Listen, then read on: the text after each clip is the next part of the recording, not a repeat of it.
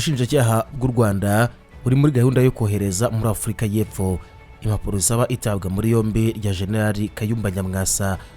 Grenade zatangiye guterwa mu Rwanda General Kayumba Nyamwasa akiri ambasaderi mu Buhinde hari ku itariki ya 21 ukwezi kwa 12 umwaka w'2009. Ku itariki ya 26 ukwezi kwa 2 2010 General Kayumba Nyamwasa nibwo yahungiye muri Uganda. Leta itangaza ko yarakurikiranyweho ibyaha. Grenade zongeye guterwa iminsi ine gusa mbere yaho Kayumba Nyamwasa yarafashe ubuhungiro muri Uganda.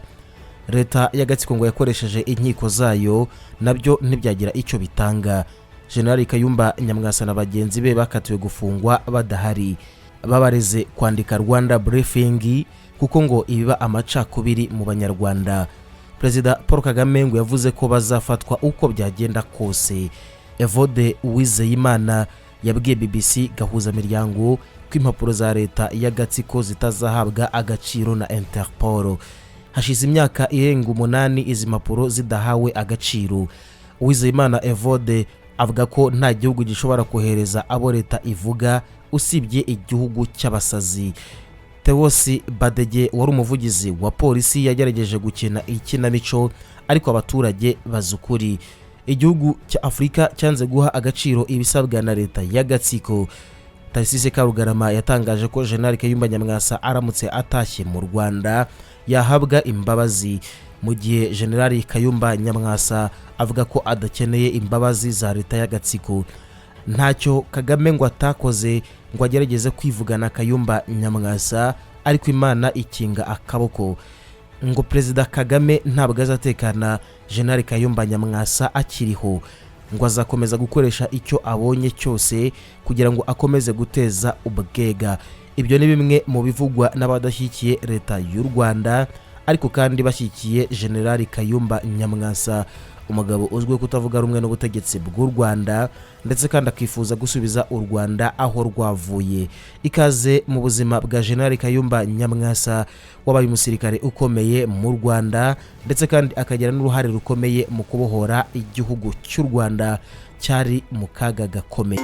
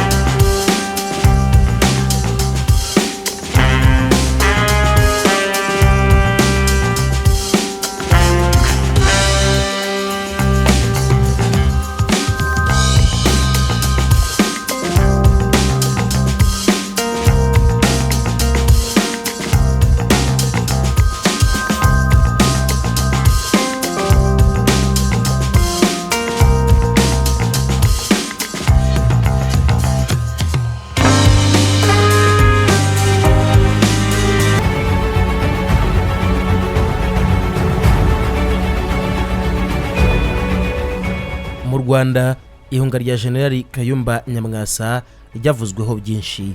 Yari ambasaderi w'u Rwanda mu Buhinde, yanahuza n'umugaba mukuru w'ingabo z'u Rwanda Lieutenant General Kayumba Nyamwasa wahunze u Rwanda. Ihunga rye ryemejwe na Minisiteri y'Ububanyi n'Amahanga n'Ubutwererane y'u Rwanda.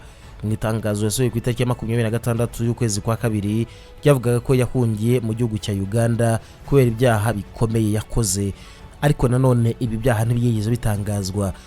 Iri tangazo ryakomezaga rivuga ko u Rwanda ruri mu biganiro na Uganda kwitabwa muri yombi rya General Kayumba Nyamwasa no kuba yagarurwa mu Rwanda. Nyuma y'ihunga rya General Kayumba Nyamwasa, bimwe mu bitangazamakuru byo mu Rwanda byagize icyo bivuga, nk'ikinyamakuru Umuseso cyo ku itariki ya 2 kugeza ku ya 8 z'ukwezi kwa 3 mu mwaka w'2010 cyanditse ko General Kayumba Nyamwasa yakunze u Rwanda nyuma y'imibanire ye mibi na Perezida Kagame mu myaka irenga 7. Iki kinyamakuru cyanditse ko impamvu yo guhunga kwe zitandukanye, ngo nko kuba Perezida Kagame yarigeze kumukekera gushakira guhirika ubutegetsi bwe. Kinongera ko ngo hari ibintu byinshi batumvikanyeho, nko kuba Kagame ategekesha u Rwanda igitugu, uburyo ingabo ziyobowe ndetse n'ibindi. Iki kinyamakuru kivuga ko guhunga kwa General Kayumba Nyamwasa ari ikibazo gikomeye ku butegetsi bwa Perezida Paul Kagame. General Kayumba Nyamwasa n'umwe mu basirikare bafatanije na Kagame mu rugamba rwo kubohora u Rwanda, aho yarashinzwe inzego z'iperereza mu ishyamba. General Faustin Kayumba Nyamwasa yavutse mu mwaka w'1962. n'umunyarwanda ufite ipeti rya Lieutenant General mu ngabo z'u Rwanda. Yari umugaba w'ingabo z'u Rwanda guhera mu mwaka w'1998 kugera mu mwaka w'2002. Muri icyo gihe yayoboraga n'iperereza ry'igihugu. Yahagarariye u Rwanda mu gihugu cy'Ubuhinde guhera mu mwaka wa 2004 kugera mu mwaka wa 2010. Yaje kurokoka ubwicanyi bwari bugiye kumukorerwa mu mwaka wa 2010. Ubu ari mu buhungiro kubera kutavuga rumwe n'ubutegetsi buriho mu Rwanda. Izamuka n'ihanantuka rya Kayumba Nyamwasa muri FPR Inkotanyi risa naho ritavugwaho rumwe na benshi. Faustin Kayumba Nyamwasa yakuriye mu nkambi muri Uganda, yiga muri kaminuza ya Makerere aho yakwiye impamyabumenyi mu by'amategeko.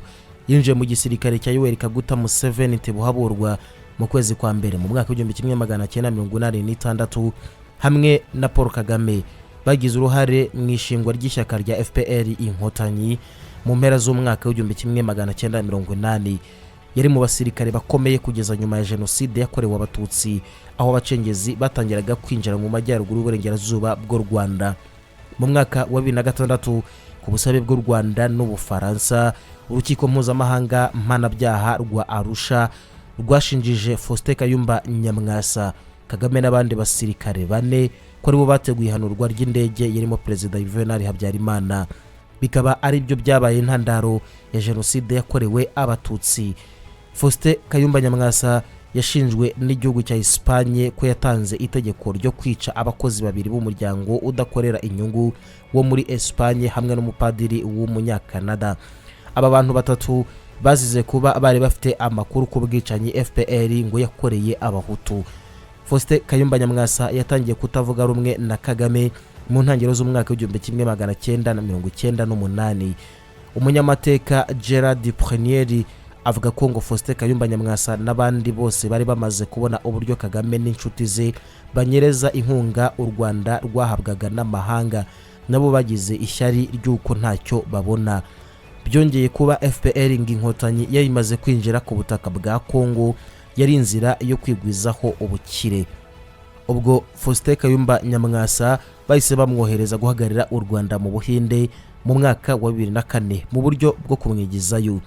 Yaje kugaruka mu Rwanda aje gushyingura mama we, nibwo yahamagawe n'abakuru b'igisirikare bamusaba kwandika ibaruwa isaba Kagame imbabazi ku manyanga yagiye akora. Aho kwisubiza, Faustin Kayumba Nyamwasa yahise ahungira mu gihugu cya Afurika y'Epfo ku itariki ya 28 z'ukwezi kwa kabiri mu mwaka wa 2010, aho yahise asaba ubuhungiro. Agezeyo yahise ashyirwa hamwe na Gerard Gahima na Theogene Rudasingwa bahoze ari abasirikare b'abaofisiye muri FPR Inkotanyi, bashinga umutwe w'ishyaka ari wo RNC, Rwanda National Congress. RNC yahise ishyira hamwe n'abatutsi n'abahutu batavuga rumwe na Perezida Kagame. Leta y'u Rwanda yamushinje gukorana na Colonel Patrick Karegeya wayoboye iperereza akaza guhungira muri Afurika y'Epfo.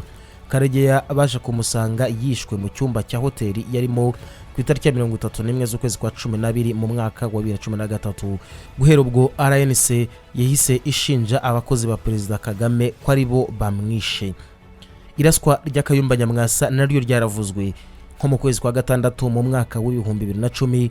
Brigadier General Jean Bosco Kazura wari uhagarariye ishyirahamwe ry'umupira w'amaguru mu Rwanda yafashe uruzinduko muri Afurika y'Epfo agiye kureba irushanwa ry'igikombe cy'isi. Icyo gihe yavuganye na General Kayumba Nyamwasa bituma bamuhamagara kugaruka mu Rwanda. Ageze i Kigali yahise afungwa, ariko umuvugizi w'ingabo we akavuga ko impamvu yahamagawe ari uko yasohotse nta ruhushya rwo gusohoka igihugu yarafite. Icyo gihe Faustin Kayumba Nyamwasa yararashwe mu nda. Iri raswa ryabereye mu mujyi wa Johannesburg muri Afurika y'Epfo ku itariki ya 19 mu kwezi kwa gatandatu mu mwaka wa 2010. Abanyarwanda benshi barafashwe nyuma y'iryo raswa. Ubwo Kayumba Nyamwasa yaramaze gufatwa amajwi avuga ko ari Kagame washakaga kumwica kubera ko yamuhangaye agashyira hanze uburyo ayoborana igitugu. Umufasha wa Faustin Kayumba Nyamwasa, Rosette Nyamwasa, avuga ko iraswa ry'umugabo we ngo ari kubera politike. Al Jazeera yashyize ahagaragara ibyo Rosette Nyamwasa yavuze. Rosette Nyamwasa yavuze ko barimo baparika muri parikingi y'iwabo mu rugo, hanyuma umugabo umwe aza iruhande rw'imodoka afite imbunda nto bita pistori, maze arasa umugabo we washoboye gusohoka mu modoka, amaze umushoferi abasha guhashya ubwo bwicanyi. Abantu 4 bashinzwe icyaha cyo gushaka kwica Faustin Kayumba Nyamwasa barimo uwitwa Pascal Kanyandekwe, we yarezwe gutegura uwo mugambi, ariko urukiko rwa Afurika y'Epfo ntacyo rwamukurikiranyeho. Byavuzwe ko Kanyandekwe yagerageje guha ruswa ya miliyoni 1 y'amadolari umwe mu baofisiye kugira ngo amureke. Nyuma yo kurasa Faustin Kayumba Nyamwasa ntibamuhwanye, Perezida Kagame we yavugiye mu ruhame ati uwo ari we wese uzatatira igihango akagambanira igihugu azabyishyura. Ndemeza ko uwazaba ari we wese akari keza azabyishyura. Jean Leonard Rugambage, umunyamakuru w'umunyarwanda warimo akora iperereza kuri iryo raswa rya Kayumba Nyamwasa, nawe yiciwe i Kigali nyuma y'iminsi mike. Faustin Kayumba Nyamwasa agera mu buhungiro. Leta y'u Rwanda yashinjaga Nyamwasa kugira uruhare mu bikorwa by'iterabwoba n'ubwicanyi, harimo na grenade 3 zatewe muri Kigali mu kwezi kwa kabiri tariki 19 mu mwaka wa 2010. Faustin Kayumba Nyamwasa ntiyafashwe kubera ko nta bimenyetso bimuhama bifatika byari bihari, ariko urukiko rukuru rwa gisirikare Kigali rwamushinje gukora ibikorwa by'iterabwoba n'ubwicanyi no kugambanira igihugu mu mwaka wa 2011. Rwamushinje hamwe n'abandi barwanashyaka ba RNC bari mu bashinze iryo shyaka. Faustin Kayumba Nyamwasa yambuye ipeti rya gisirikare, yirukanwa mu gisirikare, nuko urukiko rumucira imyaka 24 y'igifungo. Uko ari 4 urubanza rwabo rwaburanishijwe runacibwa badahari. Raporo y'umuryango w'abibumbye yo mu kwezi kwa 12 umwaka wa 2018 yashinjaga Faustin Kayumba Nyamwasa gukora ingendo ava muri Afurika y'Epfo ajya muri Kongo gucagura abasirikare bazamufasha gutera u Rwanda. Aba basirikare bakaba bari bibumbiye mu mutwe w'abarwanyi witwa P5 Platform 5 wari uyobowe na Faustin Kayumba Nyamwasa, ukaba uri mu kwaha kw'ishyaka RNC. Bivugwa ko P5 iterwa inkunga n'igihugu cy'u Burundi ndetse na Uganda, ikaba inacagura abandi barwanyi muri Afurika y'Epfo ndetse na Tanzania.